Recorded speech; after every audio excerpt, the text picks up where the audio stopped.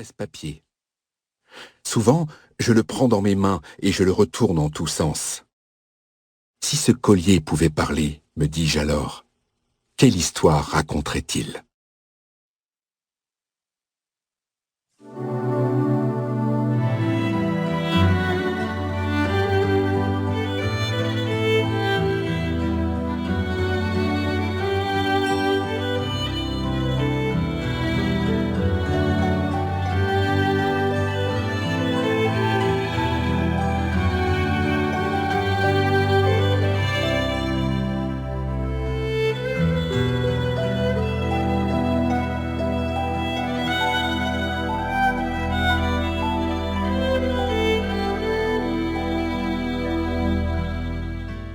Première partie, l'Écosse. 1.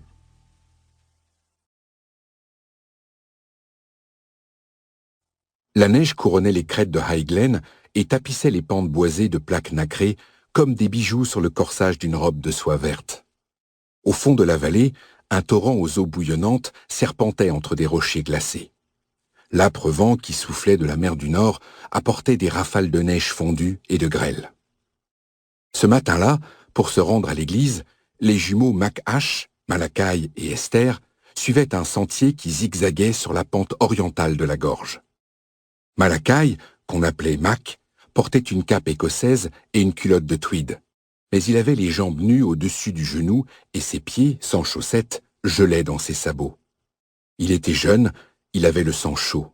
C'était à peine s'il remarquait le froid. Ce n'était pas le chemin le plus court pour aller à l'église, mais Highglen le fascinait toujours. Les versants escarpés, les bois silencieux et mystérieux, le gai murmure de l'eau, tout cela formait un paysage dans lequel il se sentait l'âme à l'aise. Il avait vu là un couple d'aigles élever 3 couvées d'oisillons. Comme les aigles, il avait happé dans les eaux du torrent le saumon du Seigneur. Et comme le chevreuil, il s'était caché sous les arbres, immobile et silencieux, quand des gardes-chasse étaient arrivés. Le Seigneur était une femme, Lady Halim, une veuve qui avait une fille. La terre de l'autre côté de la montagne appartenait à Sir George Jamieson, et c'était un monde différent.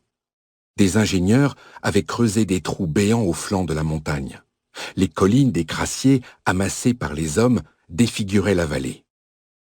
De gros chariots chargés de charbon creusaient des ornières dans la route boueuse. Et le cours d'eau était noir de poussière. C'était là que vivaient les jumeaux, dans un village du nom de Hugh, une longue rangée de petites maisons de pierre qui grimpaient à l'assaut de la colline comme un escalier. Ils étaient la version masculine et féminine de la même image. Tous deux avaient des cheveux blonds noircis par la poussière de charbon et des yeux d'un étonnant vert pâle. Tous deux étaient de petite taille, avec de larges épaules, des bras et des jambes à la forte musculature. Tous deux aussi étaient entêtés et discutailleurs. Les discussions, c'était une tradition familiale. Leur père avait été un non-conformiste résolu, toujours prêt à être en désaccord avec le gouvernement, l'Église ou toute autre autorité.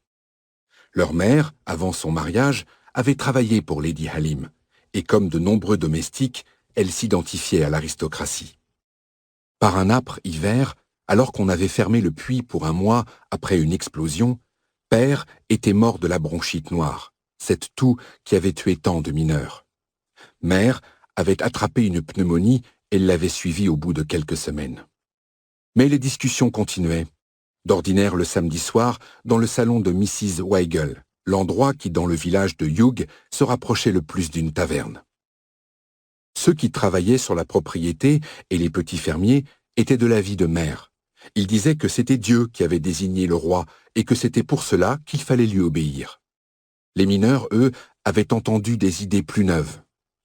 John Locke et d'autres philosophes affirmaient que l'autorité d'un gouvernement ne pouvait venir que du consentement du peuple. C'était une théorie qui séduisait Mac. Rares étaient les mineurs de Hugh qui savaient lire, mais c'était le cas de la mère de Mac, et il l'avait harcelée pour qu'elle lui donne des leçons. Elle avait appris à lire à ses 2 enfants, sans se soucier des quolibets de son mari, qui disait qu'elle avait des idées au-dessus de sa condition. Chez Mrs. Weigel, on demandait à Mac de lire tout haut le Times. l'Edinburgh Advertiser et des journaux politiques comme le North Brighton.